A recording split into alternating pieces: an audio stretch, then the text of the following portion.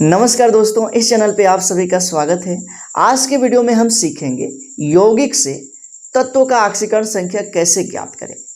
काफ़ी स्टूडेंट का ये समस्या बना रहता है कि यौगिक से हम ऑक्सीकरण संख्या किसी तत्व का कैसे ज्ञात करेंगे।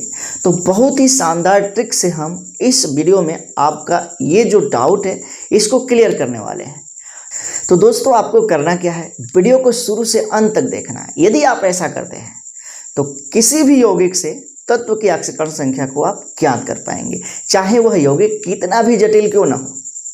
बहुत ही आसान तरीके से आप बहुत कम समय में तत्व की ऑक्सीकरण संख्या ज्ञात करना सीखेंगे। बस आपको यहाँ पे शुरू से अंत तक बने रहना है। यदि आप चैनल पर नए हैं तो चैनल को जरूर सब्सक्राइब कीजिएगा और इसे अपने मित्रों में ज़्यादा से ज़्यादा शेयर कर दीजिएगा। तो शुरू करते हैं और सीख लेते हैं कि किस प्रकार से यौगिक से किसी तत्व की ऑक्सीकरण संख्या को हम ज्ञात कर पाएंगे। हाँ तो दोस्तों, सबसे पहले जान लेते हैं कि ऑक्सीकरण संख्या होती क्या है। यदि तत्व मुक्त अवस्था में है, स्वतंत्र अवस्था में है, तो उस तत्व की ऑक्सीकरण संख्या 0 होती है।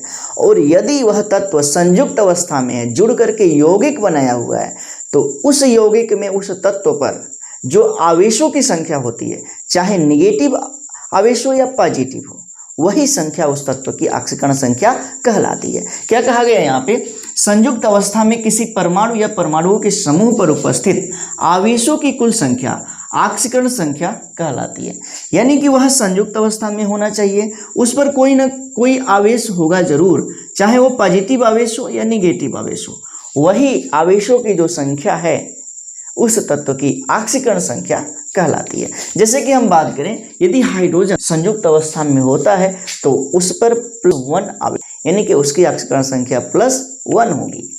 इसी प्रकार से पोटेशियम यदि संयुक्त अवस्था में है, यौगिक बना रहा, तो इसकी ऑक्सीकरण संख्या +1 होगी, क्योंकि इस पर +1 चार्ज होता है।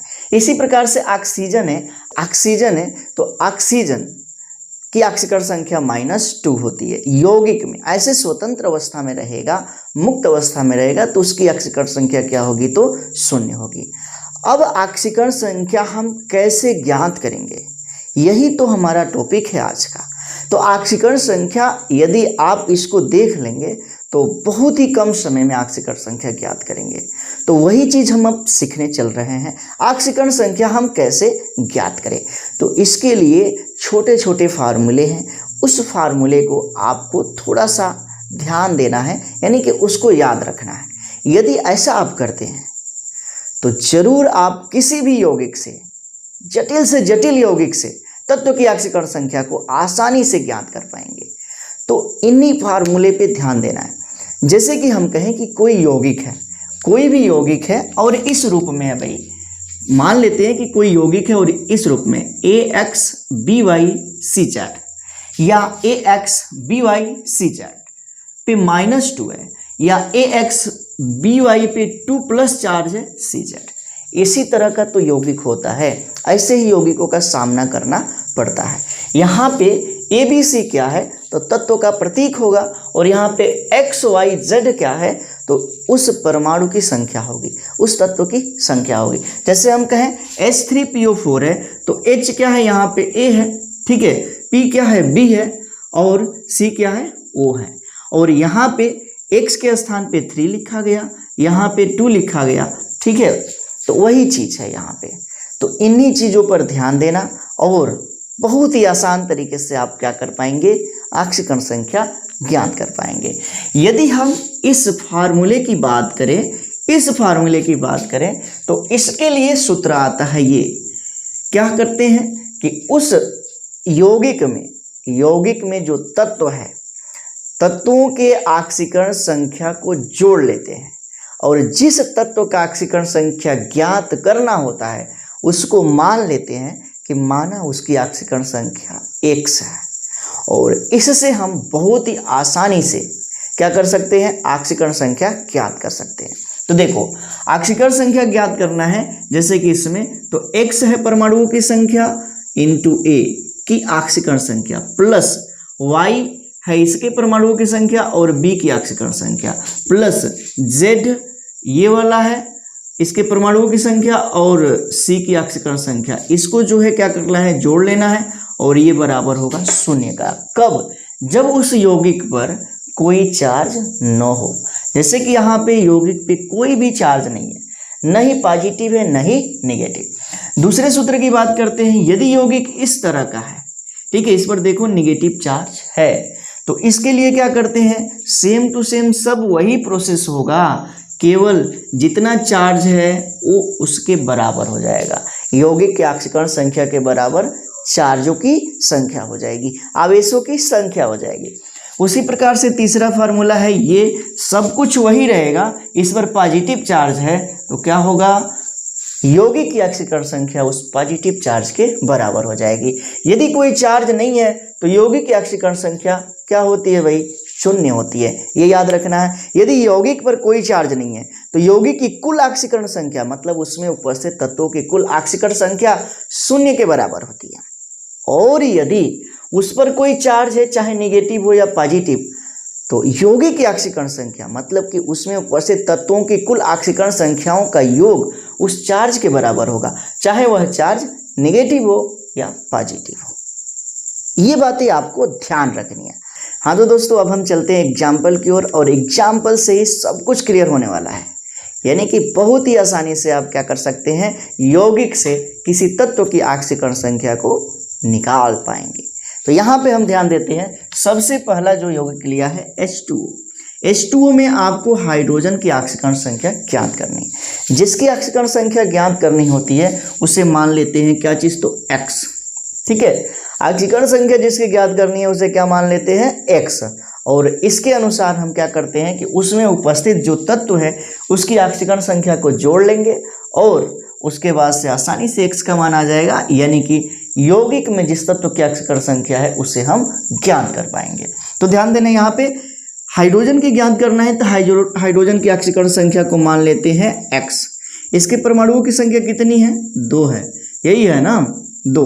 तो इसमें जो है 2 का गुणा कर लेते हैं, फिर आता है प्लस करते हैं, फिर ऑक्सीजन की ऑक्सीकरण संख्या यौगिक में होता है -2। यदि कोई भी तत्व यौगिक बना रहा और जितना वो आवेश ले रहा, चाहे वो पॉजिटिव हो या निगेटिव हो, वही आवेशों की जो संख्या है उसकी ऑक्सीकरण संख्या होती है।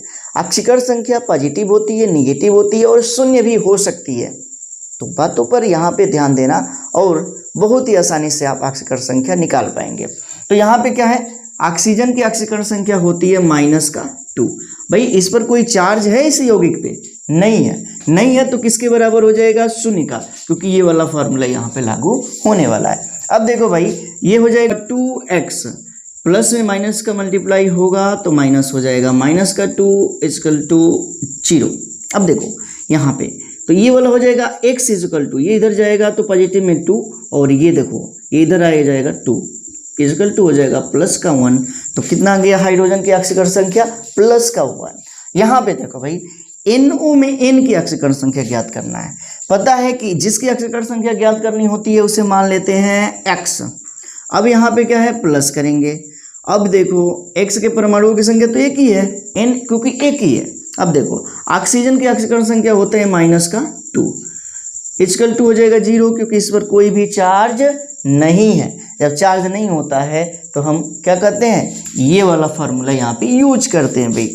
अब देखो, अब क्या करते हैं, x, ये वाला हो जाएगा माइनस, = हो जाएगा माइनस है तो इधर जाएगा तो हो जाएगा +2।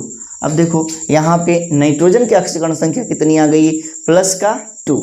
अब देखो भाई, यहाँ पे H2SO4 में S की ऑक्सीकरण संख्या ज्ञात करना है। अब देखो जिसकी ऑक्सीकरण संख्या ज्ञात करना है उसे मान लेंगे क्या चीज़, तो X। अब देखो 2 हाइड्रोजन है तो 2 × हाइड्रोजन की ऑक्सीकरण संख्या, और हाइड्रोजन की ऑक्सीकरण संख्या कितनी होती है, +1 होती है। चलो भाई +1 कर लेते हैं, प्लस। अब देखो सल्फर की ऑक्सीकरण संख्या हमें पता करना है, तो मान लेते हो कितना है, X है। और ऑक्सीजन की ऑक्सीकरण संख्या जो होती है वो कितना होती है भाई, -2, लेकिन इसके परमाणुओं की संख्या कितनी है, 4 है, बराबर। इस पर कोई चार्ज आता है, नहीं आता है, तो उसको क्या कर लेते हैं, 0। अब देखो यहाँ पे क्या हो गया, 2 में 1 का मल्टीप्लाई करेंगे 2 हो जाएगा, प्लस x वही रहेगा, -2 का 4 में मल्टीप्लाई करेंगे तो हो जाएगा -8, = हो जाएगा 0। अब देखो भाई यहाँ पे माइनस का 8 है, इसमें प्लस का 2 करेंगे तो हो जाएगा माइनस का 6, और ये माइनस का 6 इधर जाएगा तो हो जाएगा x इजकल टू प्लस का 6। ये रहा इसकी आक्सीकरण संख्या, किसकी, सल्फर की, H2SO4 में। अब ऐसा करेंगे आप लोग तो बहुत ही आसानी से क्या करेंगे, आक्सीकरण संख्या को ज्ञात कर पाएंगे। अब देखो भाई, अगला यौगिक है N2O5 में N की आक्सीकरण संख्या ज्ञात करनी, किसकी, N की। तो मान लेते हैं कि N की आक्सीकरण संख्या क्या है, X है। X है तो हो जाएगा 2X, क्योंकि N की संख्या है कितनी, 2। अब देखो प्लस ऑक्सीजन की आक्सीकरण संख्या कितनी होती है, माइनस का 2, इसके परमाणुओं की संख्या कितना है, 5 है, और ये हो जाएगा इंटू माइनस का 2 इजकल टू, इस पर कोई चार्ज है नहीं है भाई, तो ये क्या करेंगे, 0 कर लेंगे। अब देखो 2x, अब देखो 5 में 2 का गुणा करेंगे तो 10 हो जाएगा, और ये माइनस में रहेगा तो 10 बराबर हो जाएगा 0। अब देखो यदि हम x इजकल टू करते हैं, x बराबर तो कितना होने वाला है, तो देखो ये 10 इधर जाएगा तो प्लस में हो जाएगा और बटे में हो जाएगा 2 बराबर, इसमें जो है इसको कटाएंगे तो प्लस का आ जाएगा कितना, 5। तो यहाँ पे नाइट्रोजन की ऑक्सीकरण संख्या कितना आ गया, 5 आ गया। देखो आगे चलते हैं, यहाँ पे फास्फोरस की H3PO4 में फास्फोरस की ऑक्सीकरण संख्या ज्ञात करना है। तो क्या मानना पड़ेगा, फास्फोरस की ऑक्सीकरण संख्या को मानना पड़ेगा x, मानना पड़ेगा ना, x मानना पड़ेगा। चलो भाई इसकी ऑक्सीकरण संख्या x मान लेते हैं। अब देखो हाइड्रोजन का होता है कितना, तो होता है प्लस का 1, और इसके परमाणुओं की संख्या कितना है, 3 है, तो हो जाएगा 3 इंटू प्लस 1, ठीक है, प्लस हो जाएगा ये चीज़। फिर फास्फोरस का मानते हैं क्या चीज़, तो x, क्योंकि इसी का तो पता करना है। उसके बाद से है ऑक्सीजन, तो यहाँ पे करेंगे प्लस, क्योंकि ऐड करना है, यौगिक में तत्वों के ऑक्सीकरण संख्या को ऐड कर देना है, और इससे हम आसानी से निकाल पाएंगे ऑक्सीकरण संख्या। अब देखो ऑक्सीजन की है 4 परमाणुओं की संख्या, और इसका होता है माइनस का 2 बराबर, इस पर कोई चार्ज है नहीं है, नहीं है तो क्या हो जाएगा, 0 हो जाएगा। अब देखो आगे यहाँ पे क्या करते हैं कि ये वाला हो जाएगा 3 प्लस x, माइनस होगा ना, इसमें इसका मल्टीप्लाई करेंगे तो माइनस का हो जाएगा 8 इजकल टू 0। अब देखो यहाँ पे है प्लस का 3, यहाँ पे है माइनस का 8, इसका मतलब है कि इसमें माइनस कर देंगे 3 को तो बच जाएगा कितना, 5 बच जाएगा ना, और ये इस टाइप पे चला जाएगा तो आ जाएगा बराबर के बाद में जाएगा तो हो जाएगा कितना, प्लस का 5, कितना होगा भाई, प्लस का 5। तो यहाँ पे क्या हुआ, फास्फोरस की ऑक्सीकरण संख्या निकल गया कितना, +5। आगे चलते हैं, यहाँ पे कुछ और एग्जाम्पल है और इससे और डाउट को क्लियर करते हैं। देखो भाई यहाँ पे H3PO2 में फास्फोरस की ऑक्सीकरण संख्या ज्ञात करना है। भाई जिसका ऑक्सीकरण संख्या ज्ञात करना होता है उसे हम मान लेते हैं क्या है, x है ऑक्सीकरण संख्या। अब देखो यहाँ पे क्या हो रहा है, तो यहाँ पे ध्यान देना, हाइड्रोजन के परमाणुओं की संख्या है 3 और इसका होता है प्लस का 1, तो 3 में +1 करेंगे तो भाई 3 ही ना होगा ऑक्सीकरण संख्या। अब देखो फास्फोरस का मानते हैं x प्लस ऑक्सीजन का माना गया कितना, ऑक्सीजन का होता है, माना नहीं, होता है -2 और परमाणुओं की संख्या है 2, तो आ जाएगा -4। कितना हो जाएगा, ये हो जाएगा यहाँ पे -4 इक्वल टू 0, क्योंकि इस पर यौगिक पर कोई भी आवेश नहीं है, कोई भी आवेश नहीं है। ठीक, आगे चलते हैं भाई, इतना हो गया। अब क्या करते हैं, एक स्टेप और आगे बढ़ते हैं, तो 3 + x है -4 इक्वल टू 0, तो यहाँ -4 और +3, इसका मतलब है x - 1 इक्वल टू 0 हो जाएगा, तो x इक्वल टू हो जाएगा +1, क्योंकि ये वाला इधर जाएगा तो प्लस हो जाएगा। तो यहाँ पे फास्फोरस की ऑक्सीकरण संख्या कितना आ गया, +1।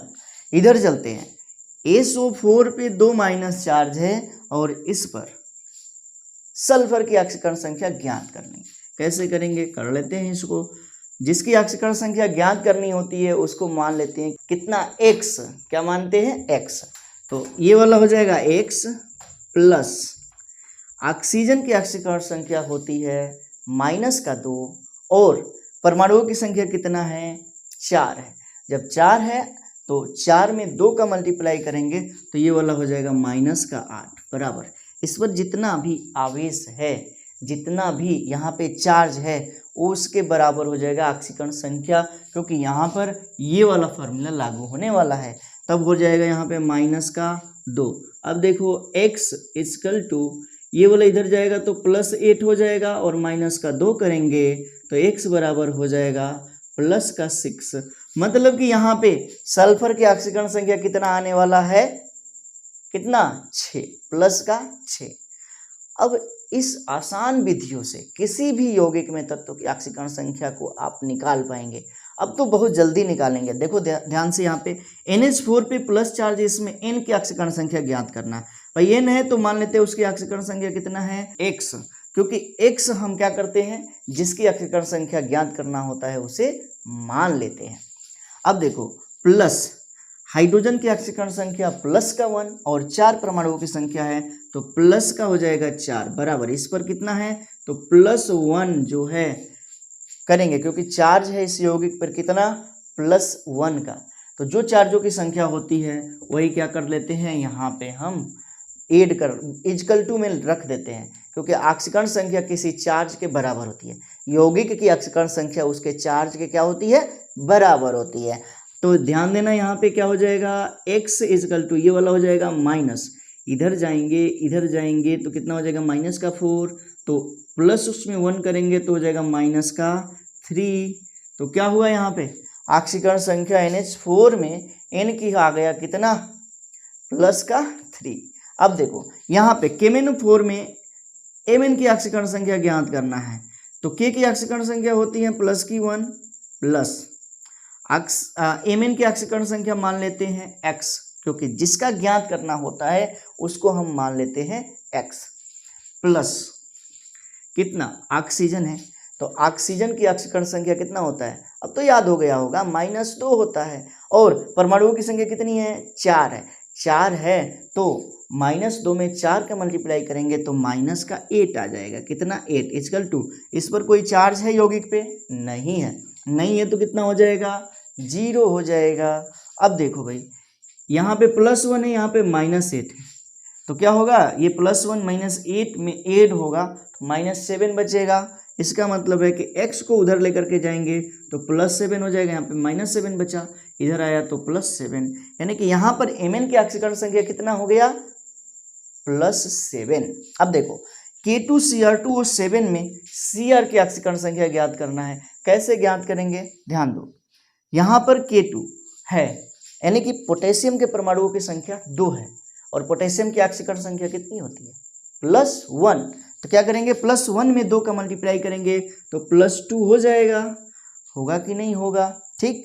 अब देखो Cr की ऑक्सीकरण संख्या ज्ञात करना है, प्लस इसके परमाणुओं की संख्या कितनी है 2 है, तो हो जाएगा ये 2x, क्यों, क्योंकि हम मान लेते हैं कि उसकी ऑक्सीकरण संख्या क्या है x है, प्लस ऑक्सीजन की ज्ञात करते हैं तो ऑक्सीजन का -2 होता है, 7 है तो 2 का मल्टीप्लाई करेंगे तो 14 हो जाएगा, मतलब कि ये वाला हो जाएगा -14 इक्वल टू 0, यही होगा 0।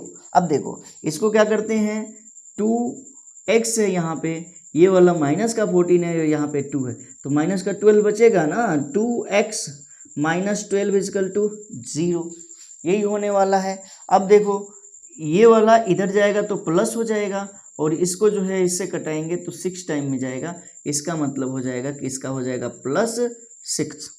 यहाँ पे Cr की भी ऑक्सीकरण संख्या कितनी आ गई +6। अब देखो यहाँ पे इसमें क्या करना कि K4FeCN का 6, इसमें जो है किसकी ऑक्सीकरण संख्या, जहाँ पे रेड लगा दी है Fe की ऑक्सीकरण संख्या आपको ज्ञात करनी है। अब देखो पोटेशियम है, इसका +1 होता है, 4 है तो +4 हो जाएगा, प्लस जिसका ज्ञात करना है उसको x मान लेते हैं, प्लस Cn का 6 है, Cn का 6 देखो Cn की ऑक्सीकरण संख्या -1 होती है और इसके परमाणुओं की संख्या कितनी है 6 है, तो हो जाएगा यह -6 बराबर, इस पर कोई चार्ज है नहीं है तो 0 होगा। अब देखो 4 6 है या माइनस का और प्लस का 4 है, तो यहाँ पे क्या करेंगे -6 में +4 करेंगे तो x -2 बच जाएगा इक्वल टू 0, तो x इक्वल टू हो जाएगा +2, क्योंकि माइनस वाला बराबर के इधर जाता है तो प्लस हो जाता है।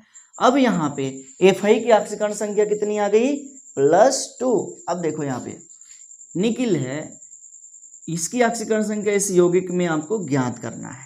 जिसकी ऑक्सीकरण संख्या को ज्ञात करना होता है उसको मान लेते हैं x प्लस, यहाँ पे CO पे 4 है, ठीक है, और CO की ऑक्सीकरण संख्या होती है कितनी, 0 होती है ना, यहाँ पे लिखा गया है CO की ऑक्सीकरण संख्या होती है 0। इसका मतलब हो जाएगा ये वाला जो हो जाएगा 0 बराबर 1, ठीक।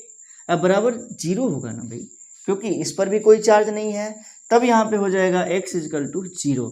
यहाँ पे निकेल की ऑक्सीकरण संख्या कितनी है, 0 है, कितनी है, 0 है। इधर चलते हैं, यहाँ पे NH3 में आपको N की ज्ञात करना है, क्योंकि यहाँ पर इसी को दिखाया गया है, तो पता है कि क्या होता है ऑक्सीकरण संख्या, तो N का ज्ञात करना है तो इसे x मान लेते हैं और प्लस हो जाएगा 3 इजकल टू 0, क्योंकि इस पर कोई चार्ज नहीं है।